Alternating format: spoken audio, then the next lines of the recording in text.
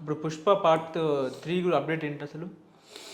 Pushpa part 3 గురించి నేను ఒక మంచి అప్డేట్ ఇస్తే, ఇది యాక్చువల్గా ఎలా జరిగింది అంటే, అనుకోకుండా రసూల్ పూకుట్టి గారు ఆయన ఏదేదేదో మ్యూజిక్ వాయిస్తా ఓ నలుగురు కలుసుకున్నారు ఫ్రెండ్స్.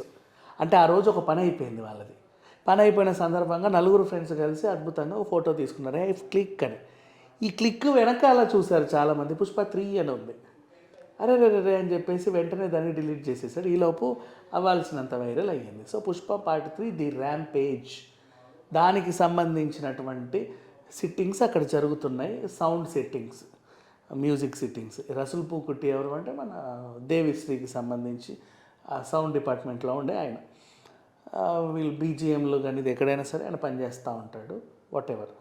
ఇప్పుడు ఓవరాల్గా ఏం జరిగింది, ఇది పుష్ప పార్ట్ 3 కూడా ఉంది, ది ర్యాంపేజ్ అని చెప్పేసి వీళ్ళందరూ ఎగిరెగిరి పెడుతున్నారు. కానీ ఇదే విషయం యాక్చువల్గా విజయ్ దేవరకొండ జనవరి 2022లోనే చెప్పాడు. సుకుమార్ గారు మీతో కలిసి పనిచేయాలని చాలా ఆశగా ఎదురు చూస్తున్నాను. Pushpa part 1 the race, part 2 the rule, part 3 the rampage అని చెప్పేసి ఆయన ఎప్పుడు పోస్ట్ చేశాడు 2 ఏళ్ల క్రితం. ఇప్పుడు 3 ఏళ్ళు అనుకో, 3 ఏళ్ల క్రితం పోస్ట్ చేశాడు. అప్పుడు చాలామందికి అర్థం కాలేదు అదేంటనేది. అసలు విషయానికి వస్తే పుష్ప పార్ట్స్ ఉన్నాయి, పార్ట్ 3 కూడా ఉంది.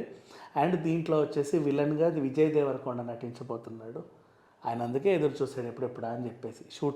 త్వరలో షూట్లో విజయ్ దేవరకొండ వర్సెస్ బన్నీ ఉంటుంది. పుష్ప పార్ట్ 3 ది ర్యాంపేజ్ అంటే ఏమీ లేదు, విధ్వంసం అంటే విధ్వంసం. ఎంత విధ్వంసమో అంత విధ్వంసం. పుష్ప పార్ట్ 3లో ఉండే విధ్వంసంలకే విధ్వంసం అని అది పెట్టుకున్నారు.